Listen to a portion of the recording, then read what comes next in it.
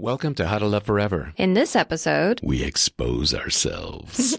by which he means we open up about getting vulnerable. Potato, potato. We define what is vulnerability. We share examples of healthy and unhealthy vulnerability. We break down the benefits of being vulnerable. Without getting needy. Or being a doormat. Or an inscrutable jerk. All coming up right now. Hi, I'm Marco. And I'm Heather. We invite you on a journey of discovery as we explore techniques, tools, and inspiration to better our love lives and our sex lives. Join us as we travel the world, seeking out the stories that can help improve how we do romance and relationships. Come with us as we discover how to love forever. Hi, love bunnies. Welcome to today's episode of How to Love Forever, the podcast that explores love, relationships, and sexuality. I'm Heather. And I'm Marco. In today's episode, we are discussing vulnerability, why it's crucial for healthy relationships, examples of how to be vulnerable, and what vulnerability is not. You know, it's a really difficult habit to engage, and most of us do everything in our power to avoid it because culturally speaking, we've been told that vulnerability is actually a weakness. But it helps to make us so much stronger and able to enjoy deeper, more meaningful connections. You know, vulnerability can be a real superpower, one might say. Let's just dive in. Sure, let's dive in. We've got some stuff. Yeah. Let's talk about what vulnerability is. Because most of us have a mistaken definition of vulnerability, stemming from things like New Age magazines, motivational posters, things like that. And honestly, one of the ways that we could best define vulnerability is by challenging these cultural assumptions and seeing what vulnerability isn't. So let's dive into that so we can understand it better. Yeah, let's go. There are 3 things that vulnerability is definitely not. Like what, Marco? Number 1, vulnerability is not weakness. What do you mean it's not weakness? Well, when other people open up to us, for example, we feel good, we feel connected to them, it's nice that they've opened up to us. We feel trusted. Yeah, having trust is beautiful. We feel accepted. But when it's our turn, then we end up tensing up, we get all stiff about it because we think of vulnerability as some sort of weak point in our armor. It's a rip in our protective layer, so to speak. But emotional vulnerability is actually a sign of strength, because if you pair it with wise decision-making about when to be vulnerable, it can be a tool for strengthening those connections between people. Absolutely. Another thing that vulnerability isn't is a choice. I'm sorry, what? Yeah, that's the way I see it. Vulnerability isn't the choice you make. See, there's this misconception that some people are just inscrutable, invulnerable. They're made of stone, like Terminator types. Or Superman. Unless you're some sort of heavily emotionally damaged person, though, you possess vulnerability. Because life requires it. You need vulnerability in your everyday life. It's a social skill. Life requires vulnerability in varying degrees, but it is required. So all displays of emotion are signs of vulnerability. All sharing of personal information is vulnerability. Even not sharing is a sign of your fear of vulnerability, which is itself a vulnerability. Checkmate. That's true. And what's the third one you were going to talk about? I think that vulnerability is not having no secrets.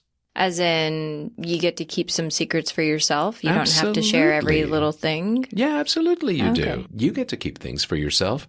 There's a mistaken assumption that vulnerability means that you have to wear all of your things, all of your secrets on your sleeve, having no boundaries, exercising universal trust. None of that's true. It's bunk. You have to practice common sense and emotional wisdom, and you have to choose when to be vulnerable and with whom and how much every time.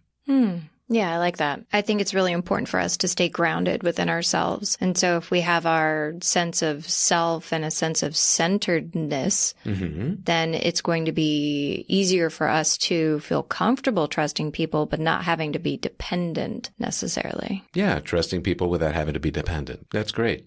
While we were researching this episode, we came across a lot of work by Dr. Brené Brown, and I'm sure a lot of you are already familiar with her work. She has written a lot of books. She's a researcher.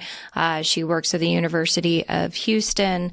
And one of the things that she said in her 2012 book, Daring Greatly, How the Courage to Be Vulnerable Transforms the Way We Live, Love, Parent, and Lead, she says vulnerability is the core, the heart, the center of meaningful human experience. experiences.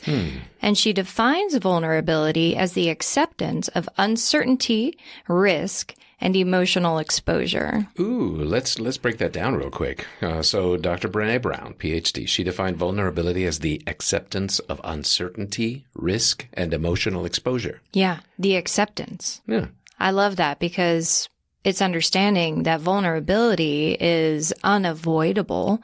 And if we do want to have deeper connections, we have to be accepting of the fact that we're going to be uncomfortable, that there's uncertainty. We can't deal in absolutes. Absolutely can't. Yeah, well, no, that's just the human condition, isn't it?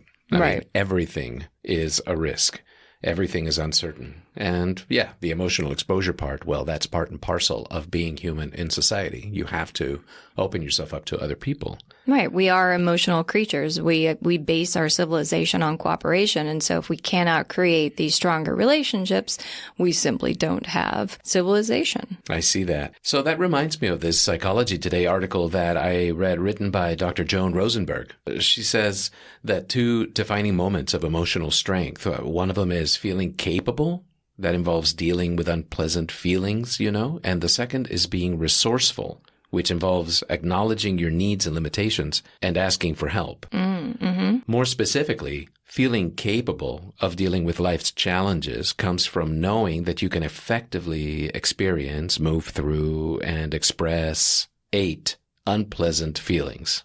This is almost like George Carlin's words that you can't say on television, right? The 8 unpleasant feelings that she's talking about are sadness, shame, helplessness, anger, embarrassment, disappointment, frustration, and vulnerability. And there's a partridge in a pear tree.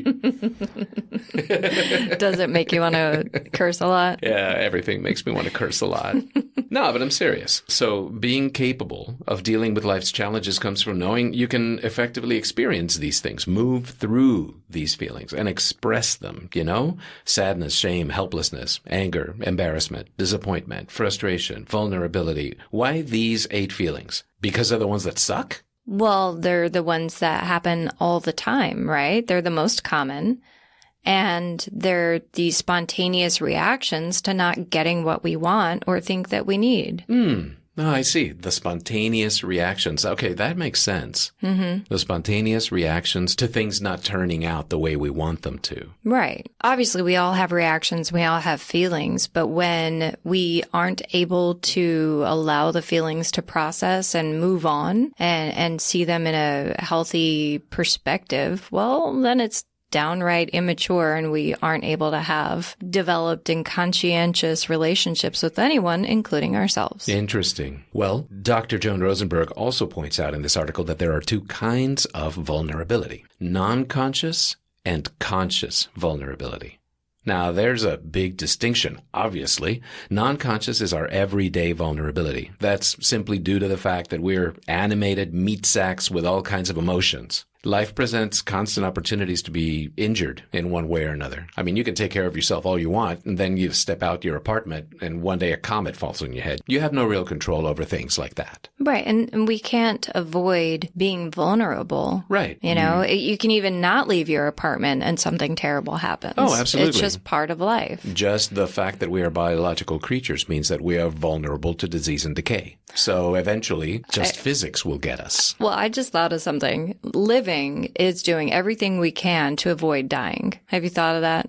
No matter what we do, we're doing our best to enjoy our lives, but it's all geared towards avoiding dying. Sure, you tell a squirrel suit jumper that. Well, some people skirt a little closer to that fine line more often. Those guys are crazy. Them's crazy. And I totally want to do it. I love you, and please have a big insurance policy before you do. Well, so long as you manage it online, sure. So I'll mop my tears with all those $100 bills. That's right. You got to mop your tears with $1 million bills. Oh, God. Like he's gone. So that's in not... a splatter. So that's non-conscious vulnerability. Anything could go wrong at any time. We get that.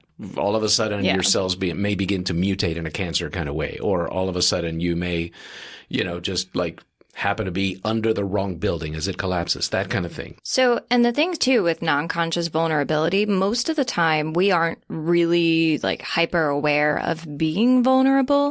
However, when something traumatic happens, it does heighten our awareness. And so then we start to picture or visualize the varying ways in which we are vulnerable at any given time, right? But our brain is designed to avoid thinking about how vulnerable we are, because otherwise it could literally paralyze us into inaction. Yeah, it's true. We are sort of geared to ignore those things because every time you cross the street, it's a life or death situation. In fact, every time you cross the street or get in a car, you're like 1,000 times more likely to die than like when you're in an airplane, which is statistically speaking one of the safest places to be. Right. And yet it's that perception in an airplane of your vulnerability because you're in a tin can flying at 800 miles an hour with like 200 other people that makes you feel extra conscious of that one. Well, and it's also, we have been crossing the road for thousands of years, yet we've only been in a tin can shooting through the sky a little over 100. So evolutionarily speaking. But the thing is, when we understand that vulnerability is something we can't avoid, and then we can take the steps to embrace vulnerability in a stronger and more conscious way, how does that affect us? I presume pretty greatly. But, you know, that leads into this idea that there's this other side that is conscious vulnerability. So conscious vulnerability is different than unconscious vulnerability. It's where we get to choose how and when to be vulnerable. These are things we have agency over. So, you know, getting to choose, it gives us the power, and ironically, maybe it makes us less likely to experience harm from it. Maybe. One of the things I really love about conscious vulnerability is recognizing our everyday non-conscious vulnerability and embracing it. Like knowing that any given moment you could cross the street and die. You take your precautions and then you continue living your life, right? So to me, that's really akin to the sportsman's consciousness of getting all of those what ifs out of your mind. So in psychology, there's this concept called catastrophizing. And it's this internal dialogue that most people have about what could be going wrong at any given minute. Like say, for example, you're in a car and you're waiting at a red light and there's traffic going across. There's somewhere in the back of your head some little scripted voice going, oh, that red truck, what if all of a sudden the tire blows out and it comes careening toward me? What will I do then? That's actually a perfectly natural process in your head, and everybody goes through it. And it's called catastrophizing. I do it all the time. Any single moment, like you're standing in line at a bank and you're like, oh, what would happen if all of a sudden Alan Rickman and a bunch of goons comes in and takes over the place with bombs, you know? How would I react? How would I keep myself safe? How terrible would it be? How could I get Alan Rickman's autograph because he's dead? I mean, do you know how much money that would be worth? Oh, I didn't realize that was an actual person. Sorry. It was Alan Rickman. He was Voldemort. He was the bad guy in the Die Hard movies. That's not his name. Alan Rickman. Oh, crap. Look at the up, lady. I know who Alan Rickman is. Shut your face. Are you sure it's not Rickman Allen? Sure, we'll go with Rickman Allen. So, no, you're right. Okay. So anyway, dead Hollywood stars aside. So the catastrophizing aspect is a unconscious preparatory sort of mentality, right? It's almost like your brain figuring out what's the worst thing that could happen at any given moment so that you can be prepared for it. If Alan Rickman comes in with machine guns and bombs and goons, are you like hiding behind the teller window? Are you going to run out the door? Are you going to like go hide in the air ducts? You know, that kind of thing. Going to make sure you have a Sharpie so he can give you that autograph. Exactly. Before you die. If that red pickup truck comes swinging through the red light and all of a sudden careens toward you, what you going to do? Are you going to duck? Are you going to gun the gas pedal so that you can get out of the way? You know, in other words, if you can imagine it, you can prepare for it, right? So conscious vulnerability is a bit of that. It's recognizing your unconscious vulnerability, things that you have no control over, and embracing them as possibilities and making sure that you are prepared if they do happen. And so like sports people, like when somebody is preparing for like a karate championship and they're doing their katas and then they sit, and they totally do. This is not just out of the movies with Mr. Miyagi. They sit and they visualize every single kind of strike that the opponent could bring on. And in their brains, they're playing out every single defense, every parry, and every counterstrike, almost like programming their unconscious in order to get it into their body memory through visualization. So it's a way that your conscious vulnerability affects your unconscious vulnerability. It's like a way to prepare for it. Yeah, that makes a lot of sense. I know that when we're performing, if there are times where, say we're up on stilts and I see something potentially dangerous, some gravel, in a weird spot, or even the wind just coming up and potentially pushing us around on our stilts. Right. Instead of focusing on all the awful things that could happen, I visualize being secure and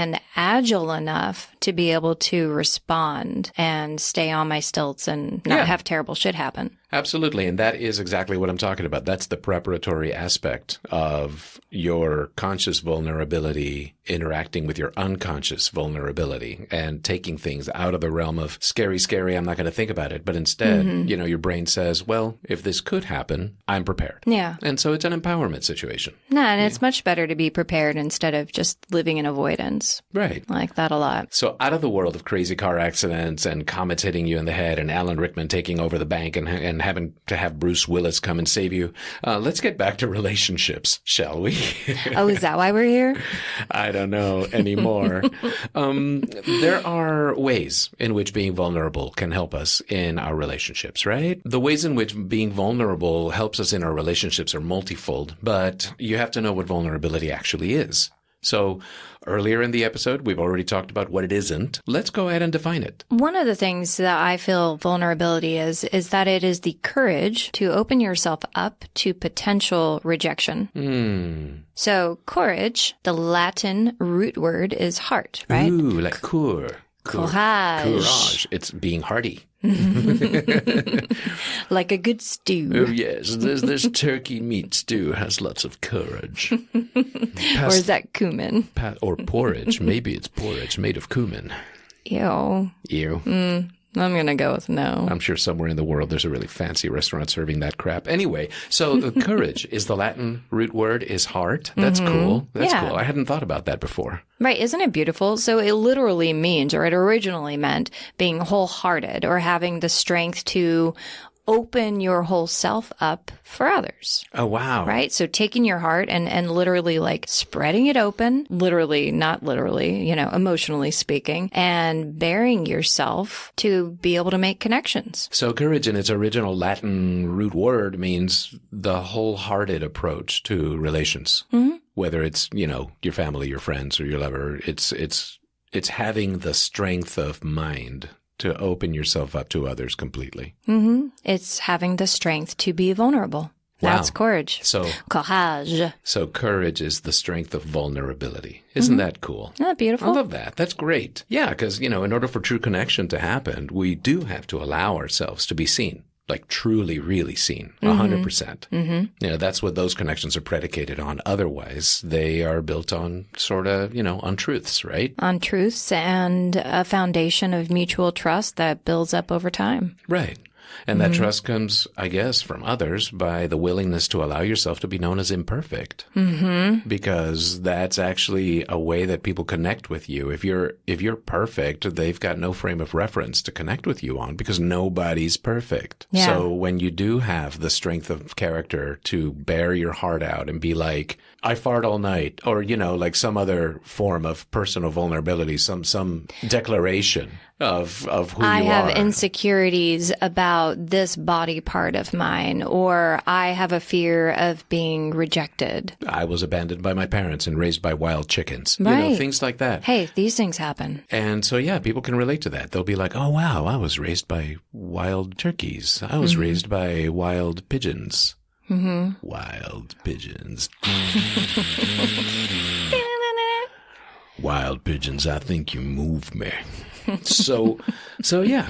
So the willingness to be known as imperfect is a sign of courage. Mm-hmm. It is courage by its original root word definition, and I think that is lovely. And even though there are plenty of examples in pop media and history and everything of like these Terminator types that are supposed to be like completely made of stone, and, you know, to me, they're just sociopaths. Or like the original James Bond kind of stereotype. Yeah, broken people trying to be perfect, which is what media used to glamorize. But nowadays, we have a different kind of mentality about those kind of things. It has evolved, you know, even in the news and stuff like that.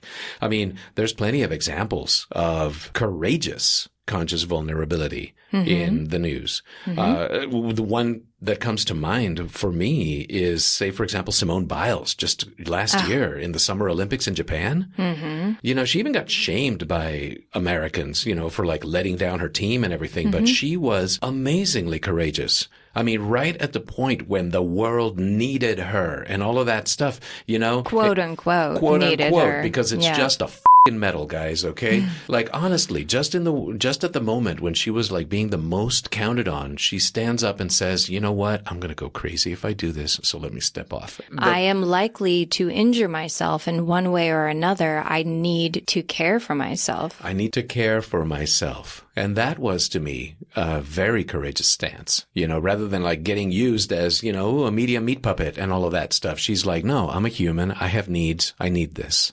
From the moment I heard about her needing to step back and taking some time off because of her mental health, and she was getting the twisties. I mean, obviously I can't understand because I'm not Simone Biles, but it immediately made sense to me. Of course, she's under crazy amounts of pressure. She's been doing this her entire life. She's like 24 and being declared the greatest of all time. Shit is eventually gonna take its fucking toll. And if we want to continue to live our lives with authenticity and with wholeheartedness, being able to recognize that we are about to break is crucial. It is. It really is.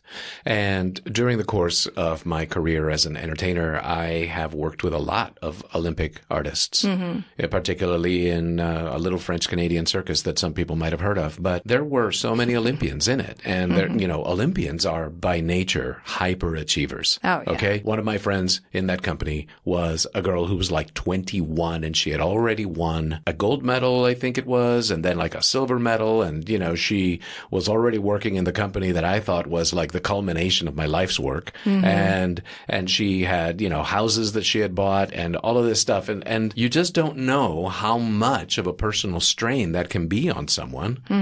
And the push to continue down that path as far as it will go, because you have to be the absolute best and all of this. And it comes from this social assumption that just because you're a badass, you're invulnerable. And so people keep piling things up on you. The pop music world is filled with that as well. Just because you can sing and you look good in a bikini doesn't mean that you can take all of the stress that a multi-billion-dollar industry has to heap upon you for its own enrichment. That actually makes me think of Estero. Do you know the songstress Estero? I love Estero. She's amazing. Well, you turned me on to her. A song of hers in particular that I really loved. I know you're counting on me to feed all of our families, but I just have to be on my own for a little while. And that entire song is like, it's a beautiful song. It's super like dancey and lilty, but I need a fucking break. All right. I know that you guys are counting on me and we're doing this together, but I need time for my mental health. We love you, Estero. Please don't sue us for singing your song on our podcast show. It was like 2 bars, man. 2 bars, dude. But yeah, no, absolutely. No, we do love you, Estero. And that's one of the things I loved most about her as an artist was her open vulnerability, because there were plenty of things that she was saying that were driving her crazy, and usually about the industry. And I get the that. industry is a meat grinder. Yes, absolutely. Just chews you up, man. And just like the music industry and just like Hollywood industry, also the Olympics industry is a meat grinder. And just because you show better than average ability, they grab you and they find your breaking point. Push you past your breaking point. And honestly, most of the time, it's just for them to make more money off you. Well, and also when people break, it creates drama which brings more publicity. Money off you. Speaking of drama and publicity in pop culture, I did appreciate how Prince Harry of England and his wife Meghan Markle have opened up. You know, they've done these interviews with Oprah over the last little while. And something that he said, as a royal, they're part of a firm, right? It's part of a whole large company of publicity. And you can only say or do so many things. And so he hasn't been able to be vulnerable up until this point. And being in a relationship with Meghan Markle has allowed him to see that he was trapped and has found a way to free himself from that confinement. And he's opened up how he's had obviously trauma from losing his mother all those years ago and anxiety and panic attacks. Yeah. Historically speaking, royals have never been able to admit that they have emotional distress. They've never been able to admit that they're anything less than perfect. Well, their job is to be perfect. They're like, ooh, it's supposed to be the children of God and all that shit. Ordained by God. Well, their entire rulership is predicated on the notion that they are better than others. Right. So, yeah, to show any kind of imperfection is bullshit. Bad marketing on their part. And, you know, think what you will of all of it. But I do really appreciate the courage that is taking them to break free and be vulnerable in mainstream media. And it was interesting the way it went down. So, and then also the Me Too movement. You know, not everybody is aware that it was started by Tarana Burke in 2006. She's been an activist and an advocate, and she came up with the Me Too concept after speaking with a young girl who had admitted to being sexually molested. And Tarana didn't say anything to her, I guess, at that moment. But when this little girl or, you know, young teen was sharing with her this horrific experience, all Tarana was thinking apparently was, me too. Me too. Me too. Ouch. And then when Alyssa Milano came out in 2017 and that was the beginning of like the popular cultural that was the movement, wildfire. Right. That she borrowed that phrase. Alyssa Milano, I mean, and she shared the tweet and I think she might have tagged Tarana Burke in it, but anyone who has been sexually accosted or harassed or assaulted uses hashtag Me Too. And of course, the large majority of women worldwide, I mean, I think they estimate like a third of women have been sexually molested in one way or another. That is a disgusting statistic. I kind of think it might be higher from personal experience and speaking with all of my girlfriends. Yeah, I don't know if I know anyone who hasn't. I mean, maybe I do, but it just seems to be so prevalent. But it is a great example of vulnerability turned into a virtue, you know, because this movement wouldn't be a liberational moment the way it is right now without her standing up, Alyssa Milano in this particular case, without her standing up and giving voice to something that such a vast number of people share with her. And again, that's the thing about that vulnerability is that nobody's perfect. And in this case, she had such a group of solidarity with like such a giant number of women in the world, which is tragic in and of itself. But it is the element that turned this, you know, it's like weaponized vulnerability where all of a sudden that solidarity that she has with like a third of the women in the world became a nuclear strength. All of them together are changing the world for the better. But she did it not knowing what the response would be. No, she stepped into the unknown. And that's, you know, from that core definition of what vulnerability is the acceptance of risk. Yeah, she opened herself up wholeheartedly and was willing to be vulnerable and take that risk. That's amazing. It is amazing. It's really moved me personally. I can imagine. Woo! Okay, so that's heavy stuff. I want to go back to a couple of other things that vulnerability isn't, though. I mean, we keep going back and forth because we're like tearing down myths and then we're defining vulnerability in their place. So let's talk about these misconceptions of vulnerability and redefine them for people because the people need it. Real vulnerability is earned. You don't just give away your keys to anybody. You must find a good reason to exercise sufficient trust to accept that uncertainty, risk, and exposure. You're not going to just trust anyone people have to prove that they're trustworthy with your openness, with your vulnerability. It's a gift that you give. It's an award that you give. And I do kind of push back against the, don't give your keys to anyone because, for example, these people in mainstream media like Prince Harry, Meghan Markle, Simone Biles, Alyssa Milano, they open themselves up to the world at large. However, just understanding it in my own head, would you say that because they have the reputations and that they've built and the platform of general public appreciation that they felt comfortable and confident enough opening themselves up? Well, that's the difference between a public figure and a private individual like you and me. They have a followership. They have an army of people that love them and an army of people that maybe don't love them. So they're at a different dynamic. Obviously, we spoke about them as social figures because they were great examples of being universally vulnerable. But these things, they were also done at a moment when they generated the most amount of sympathy and compassion for these folks. Meghan Markle, Simone Biles, the Me Too movement. It was a choice that they made that was a gamble, but it paid off. So there's a difference between a celebrity telling the world their vulnerability and Jane Doe down the street telling any rando her vulnerability. It's because they already have reputation and like you said, a whole team of people who love and admire them. Yeah, their social capital is strong. Right. Whereas if a single private individual just bears it all out to a single other private individual, that can be an opportunity for somebody that has lesser ethics to take advantage of that person. And that's the part that I'm talking about when I say real vulnerability is earned. It's that a particular individual has got to prove themselves worthy of your vulnerability, worthy of your openness. Yeah, okay. That doesn't mean be guarded like stone all the time, but it means, it means have the emotional wisdom to know how much to dispense at any given time. Right. And so you got to test it out. And obviously you're going to make mistakes here and there, but hopefully you'll learn from them and have a better barometer of who to trust and when. Right. Which brings me to point number 2, that being someone's partner isn't automatic access to all their life secrets. What? That's right. Come on, Marco. No, just because you're somebody's partner doesn't mean that you get all the keys to that person's kingdom. Sorry. There will always be personal experiences that are best kept to oneself. And that can be whatever it is that you wish to keep secret about yourself. People have secrets. End of story.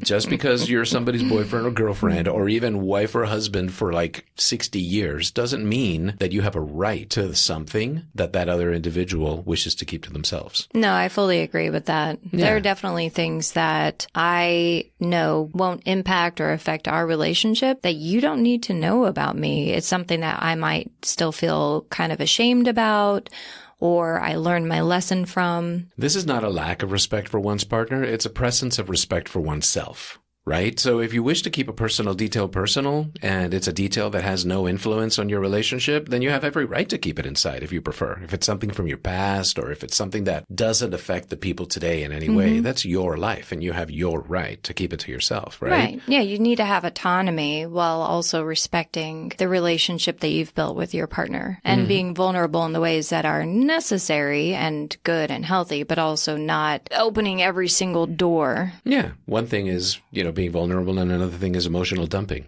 However, if these details from your past or this detail of what happens in your life, etc., or whatever, if it does affect your relationship in real, not imagined ways, then it's in keeping with your personal integrity that you share that with your partner.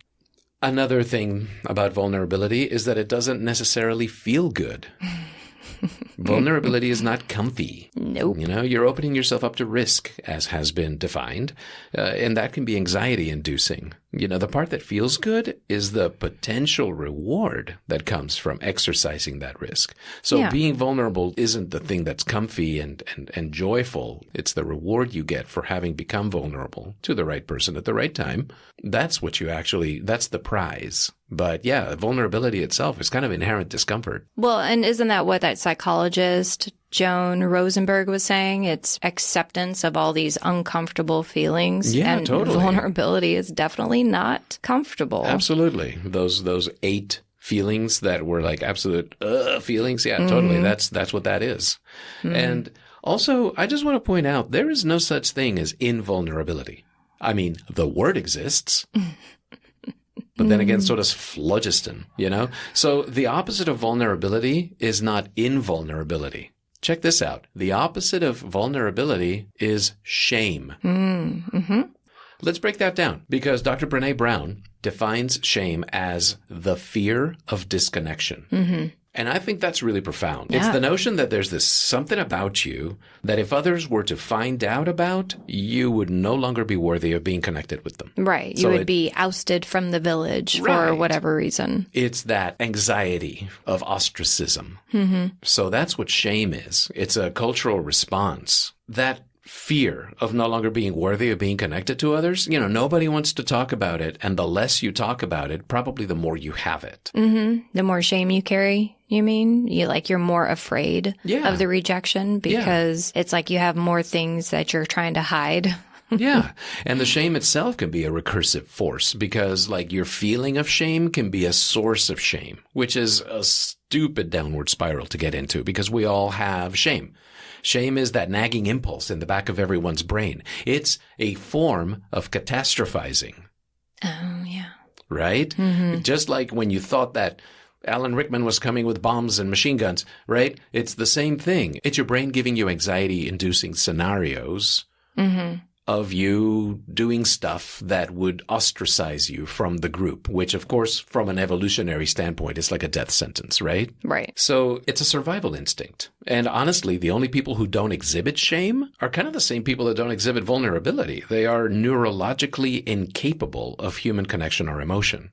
Really, really broken people have either no shame or no vulnerability. And that's the only people that do. So it's actually a survival instinct then to be able to have shame, right? And it's like a training because if we have shame, then it trains us how to be better participants in our society and better partners, etc. Totally. So, and when we have shame, it's almost like cooking. Shame is like cooking?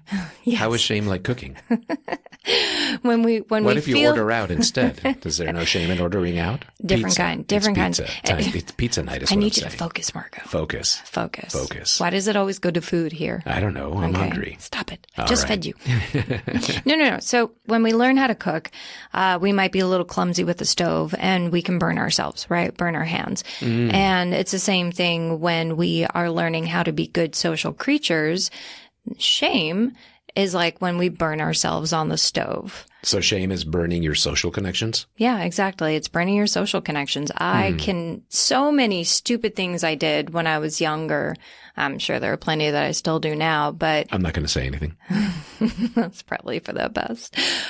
But it actually, so I don't know how many of you watched the Netflix show Big Mouth. Okay, love bunnies. Show of hands. How many of you watch Big Mouth? I'm counting. 1, 2, 3, million, 1,000,001. Yeah, it's like all of you. It's amazing. All of you. Yeah, no, fantastic. Okay, so then all of you know about the Netflix show Big Mouth. Go on, Heather. Okay, so the Shame Wizard, right? The Shame Wizard. I totally forgot about that Wizard. guy. The Shame Wizard. So in season 5, Jessie was being a jerk to the character Missy, and Jessie needed to recognize how she made Missy feel. So the shame was important training, right? It's like you burn your hand on the stove. You need to learn how not to be stupid. And I love this. So there's this quote from the Shame Wizard that I had to pull up. Whether they know it or not, people need shame. It protects them from the sickening filth that festers within. Their humiliating inadequacies, self-destructive proclivities, stupid magic tricks, their fundamental otherness, and of course the uncontrollable urge to squirm on a glowed worm. For you see, shame is the cone you place around the head of your dim-witted dog to prevent him from gnawing at his own genitals because they will become infected. So it's really gross. And obviously the shame is more intense than it needs to be. Well, yeah, that was the whole point, is that this shame had run out of control. Yeah. I mean, it's kids, our emotions are just rampant when we're at that age. But having shame can be a really helpful way for us to realize when we are being terrible people. When you're burning your social connections. Burning your social connections. And so if we recognize that we're feeling shame, we understand where it's coming from, and then we make it a point to talk about whatever our fears are or whatever our inadequacies are, and we approach our vulnerability consciously, the shame is then decreased. We don't have to worry about ostracization. Instead, we're able to create deeper, more meaningful connections. Wow, I see that. It strikes me that this shame and this anxiety over social ostracism is really one of the main reasons that we're like one of the most numbed out cultures in history. Mm-hmm. Dr. Brené Brown, Dr. Brené Brown, Dr. She is brainy, isn't she? Dr. Brené Brown Dr. Brené Brown was talking about how our society, our modern Western society, is like the most indebted, the most obese, the most over-medicated, the most addicted. You know, like all of these things are used to numb out our feeling of social shame. It's also one of the most superficialized. Like, you know, like in Instagram, for example, you know, everyone's living this cardboard cutout of your best life ever trademark, you know, without having to like really own up to the things that make them imperfect. Everyone's just like, oh, they got the perfect hat and it's the perfect sunset, you know? And it's also the most polarized. I mean, these social divisions over opinions posing as certainties, right? Like she says, we make everything uncertain certain now, whether it's politics or religion. You know, it's my opinion, therefore it's the truth. Everyone's doubling down on things that they actually know jack shit about, including me sometimes. So, you know, a dysfunctional way that people deal with shame is blame. And, you know, it can be described as a way to discharge pain and discomfort. Blaming. Is that like deflecting? Yeah, it's totally. Blaming others is a deflection because everyone's afraid of the social ostracism, of the shame, etc. It's not me, it's him. They're Exactly. the crazy ones. Yeah. Or for whatever it is. Yeah. And like Dr. Brown says, it turns out you can't selectively numb your emotions. All of this stuff that we're doing in this like anxiety-driven race to numb out all of our negative emotions is actually having a negative effect also on our positive emotions, because you can't just turn off your anger and shame or fear without affecting your positive emotions too. You also end up turning off your positive emotions like love, like well-being, like belonging. And so this numbing that happens then moves us closer to this like social precipice where nobody's connecting anymore, which is exactly the thing we need. Right. I mean, we need connection. Connection is where we find our fulfillment, our joy, our health, our happiness. So it's a dangerous downward cycle, you know, and it can happen on a personal level or it can happen on a societal level. And I personally feel that it's happening, that you can see it happening on a societal level pretty strongly. I mean, honestly, isn't that one of the reasons we're doing this podcast? I know it is for me. Yeah. You know, it's connection. And I feel that our modern world has more ways to connect, but our connections are just so tenuous. Yeah. So that's why we're here, love bunnies. We're here to heal the world through our blabbing. No, really, though, because that shame is that fear of burning your social connections, right? That's that fear of ostracism and things. And what you lose when you're ostracized is that sense of love and belonging. It's that family feeling. Yeah. When nobody is connecting anymore, everybody gets to feel that isolation, which is actually a social brokenness. And that's not cool, because what we need as fundamental forces in our lives to be good people is to have a sense of love and a sense of belonging. So in this other study that Dr. Brené Brown did regarding shame and everything, she talked about like this need to have a strong sense of love and belonging, which is, again, it's the opposite of being ostracized, right? And she surveyed a ton of people and she discovered that there's this common theme for people who have a strong sense of love and belonging. There's all these variables that she was checking for, but you know the one thing that they all had in common with, apart from everything else? They believed they were worthy of love and belonging. If you believe it, you will be loved. Don't give me bumper stickers. But yeah, it's really, no, it really is true that the one defining characteristic of everyone that had a strong sense of love and belonging was that they believed they were worthy of it. Therefore, they had no shame for accepting it. So yeah, no, I love that. And feeling worthy is the key point to knowing that we are worthy of being accepted and loved and welcomed. And it's okay to be vulnerable because we are worthy of love. So being worthy is courage. It's courage. It's wholeheartedness, right? It's compassion. You need to be compassionate with yourself, and then you also need to be compassionate with others. If you can accept yourself, then you can accept others, and guess what? They're going to accept you in return, and we're all like kumbayaing together. It's also authenticity. You have to be real with who you are. You got to be real with the people you love, and you need to support them in their own authenticity. And with all that, vulnerability. So your sense of social worthiness is a combination of these things, is what you're saying. Yeah. It's courage, which we've already defined as being wholehearted. It's compassion, being able to accept your own imperfections and therefore, by extension, accept other people's imperfections. I love that. And authenticity, you know, the willingness to, I love this one because this one's one that I struggled with for so fucking long. Authenticity, the willingness to disavow notions of who you're supposed to be or should be in favor of your true self. Yeah, man. It's so hard. And that's honestly a prerequisite for real connection, because if you're pretending to be somebody that people expect you to be, again, Simone Biles, for example, right. You know, you will never be yourself. And that is gross. And vulnerability. So with authenticity, here's a little example of when I was, 19 or 20, there was this guy I started dating, and he was so cool, and he was into things like jazz and Miles Davis, and sounds like a jerk. he was an interesting person, but I wanted to be accepted by him. I wanted to be thought I was just as cool. So I completely lied and said that I was into Miles Davis and Ella Fitzgerald without really knowing. I'm like, and you're like furiously Wikipediaing who they are. Oh, you think Wikipedia existed when I was 19? Bless your heart. I moisturize. And it wasn't until like after I broke up with him that I'm like, you know what? Maybe I should look into this whole jazz thing and see if I actually like it. I can just imagine you like, I like Miles Davis, but I like Kilometers Davis better. He's more European. Well, you know, Billie Holiday, yeah, he's a really good artist. Yeah, he is. I love his piano work, especially his Christmas album. But I felt like such a fraud, and I was. And it wasn't until I was able to, you know, start accepting who I am on a more authentic level and being confident. Therefore, I started actually having real connections and real relationships.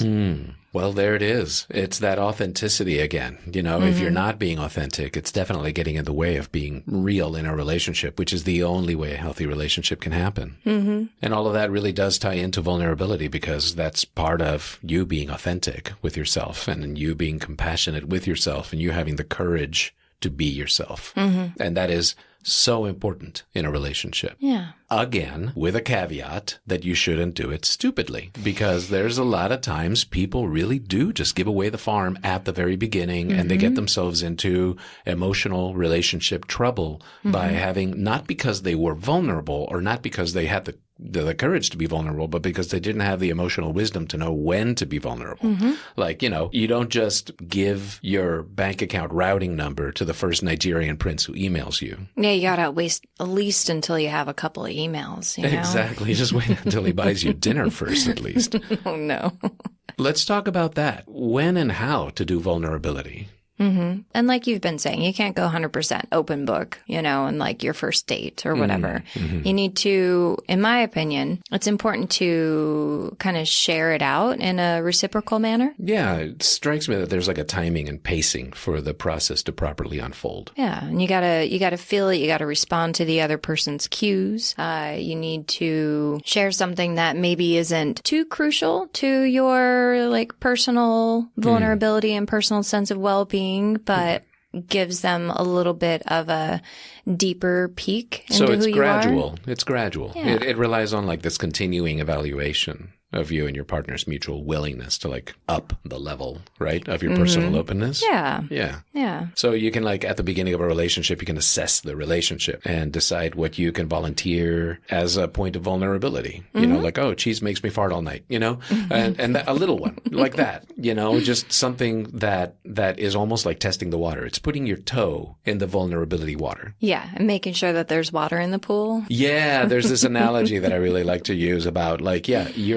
if you're in a gym and you go to the pool, you're not going to just go up to the high board with the lights turned off and dive into the water without some reassurance that there's actually water in the pool. Yes. It becomes a really messy dive. I mean, again, it's one of those squirrel jumper suit guys kind of things to do, I suppose. But even they have all kinds of precautions and safety and training and everything, you know, so it's not even the real analogy because those guys really do take all the precautions they need in order to put themselves so vulnerable that they can smack into the side of a mountain at 190 miles an hour. They've trained themselves. Yeah. Trained themselves completely. And so, yeah, you don't just walk into a dark room and jump in the swimming pool without an assurance that there's water in there. Yeah. And that's exactly it, you know. And so you put your toe in, you've decided that it's safe to share that percentage of vulnerability with that person because maybe they reciprocated. You're like, oh, cheese makes me fart all night. And he's like, oh, I'm afraid of my mom, you know? And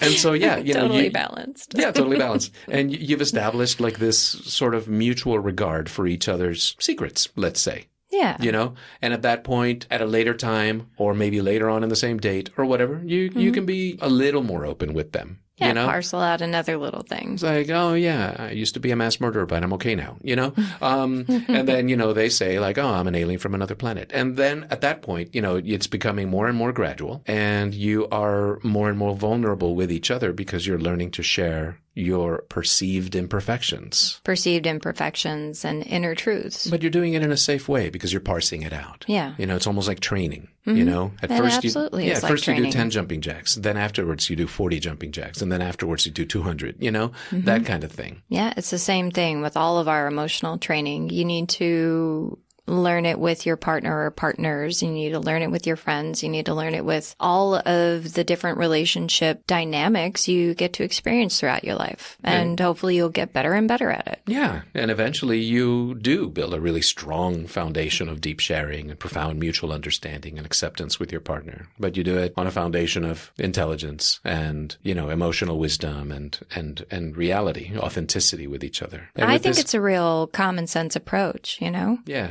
And with this common sense approach, you do. Your vulnerability can be an asset and not a liability. No Nigerian prince. Instead, you really are sharing with somebody who treasures your secrets as much as you treasure them yourself. Yeah, they value you. Oh, you know, there's years ago, I learned something from a person. Sorry, that was vague. Years ago, I heard something. Wow, we've got so much in common. Sorry. I learned something. And it was when I was getting out of like my unhealthy relationship. And I learned that a person will only value you as much as you value yourself. As far as bumper sticker wisdom goes, that is a good one. But also only as little as you allow them to value you. Ooh. Wow. Yeah. See, it gets deeper. It's like they're trying to get a bargain out of you. Yeah, that brings it a whole new dimension to it when you say it with that second half. And that's the secret of proper vulnerability right there. You know, you've got to walk that balance between, you know, how much you value yourself and how little other people are willing to value you. Isn't that funny? And again, it's all about that training. It's about having the emotional wisdom to do it right, to do it gradually. You build that foundation of trust and vulnerability brick by brick in a relationship. I like to say mitigate the dangers to maximize the wonders, you know, and those squirrel suit jumper guys, they mitigate those dangers. And boy, do they have some wonders. They've got some wonders. And again, sometimes they are also a splat on the side of the mountain, but oh my gosh, have they lived? Yeah, the experiences they've had up until that point. Okay, that's getting pretty dark. No, I say it with all sorts of joy and appreciation. It's not something that I would do, but there are all kinds of risks that I am willing to take because I want to have the most joyous and most alive experiences I can while mitigating the risks. Right. And the intelligent way to go about them, yes, is by mitigating the risk, is by doing all the preparation and all the training necessary. And it's the same in your emotional life with your vulnerability, with your partners. I love it. I think that's great. Well, that was a ton of fun. I feel really open. I mean, it was a little scary, right? A little vulnerable, a little frightening, but I think it's great. I love being vulnerable in, healthy, smart ways. How about you? Oh, I just tell the entire world like how I lost my virginity and all kinds of stuff on this podcast.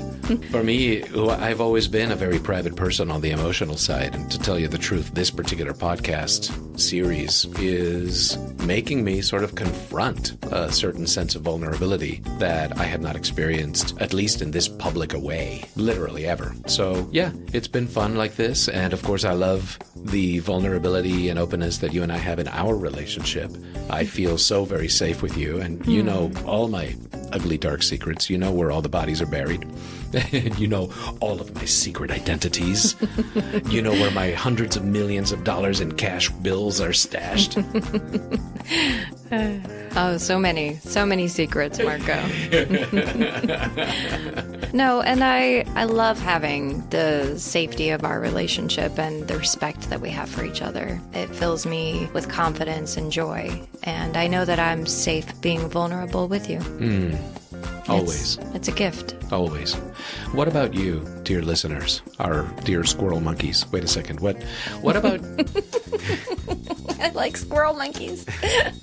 You're going to be squirrel monkeys tonight. Squirrel nut zipper monkeys. Yeah, squirrel nut zipper monkeys. Hey, so how about you? Why don't you tell us? You can go to our website at www.hottoloveforever.com and leave a comment about how it is that vulnerability impacts your life. Maybe share with us a story of a chance you took being vulnerable and it totally panned out, or went the opposite way, but maybe something really great you learned from it anyway. Yeah, or you could just join the conversation with us on all the socials. We're happy to discuss more about this. Yep, we're on Facebook at How to Love Forever, Instagram at How2Love Forever. You can always email us at contact@howtoloveforever.com, and we can keep your identity secure if you so choose. Yeah, we're always looking to hear your feedback, so please leave a comment, especially on your podcast app of choice, because that really helps the algorithms and it helps us reach other people. Yes, please. And if you feel like the show that we're putting together provides some value, is good for the world, or just plain entertains you, we would love for you to join our community on Patreon. We do have a whole range of relationship levels you can choose from, and the more committed you are, the more we're able to share with you. You see how that works? It's vulnerability. Speaking of awesome, join us next week as we finally get to share part 1 of a 2-part interview with the amazing sexologist and professor, Dr. Amanda Morgan. Woo, Dr. Amanda Morgan! But that was such a good interview. And it went on for so long, and it was so full of really good meat, or, tofurkey if you're vegan, that we just absolutely had to break it down into 2 different episodes so that we could get all the good stuff that we could out of it. Because we just couldn't cut it up into little chunks. We just couldn't. I know, we just really couldn't. And it was such a beautiful, beautiful conversation. And it basically is a 2-part interview, with the first part being the final episode of this season and the second part being the first episode of next season. Yeah, it's like a cliffhanger. It's a cliffhanger. Buster Crab hanging off the mountainside in black and white. Oh man, yeah, it's super wonderful. I know you're all gonna love it just as much as we did. So until then, remember, love bunny, puppy, squirrel nut zipper monkeys, love deep, love hard, love forever. Man, we call our listeners the weirdest things. Eventually somebody's going to get offended and just not listen to our show anymore. I mean, what the fuck is a squirrel nut zipper monkey anyway? Squirrel nut zipper monkey. Isn't that the name of a band? Are we going to get in trouble for saying squirrel nut? I think it's like squirrel nut monkeys, but... No, it's squirrel nut zippers. They do skies. Right. But we're squirrel nut zipper monkeys. Are we squirrel nut zipper monkeys? I don't know. Right now I kind of feel like it. I'm smelly.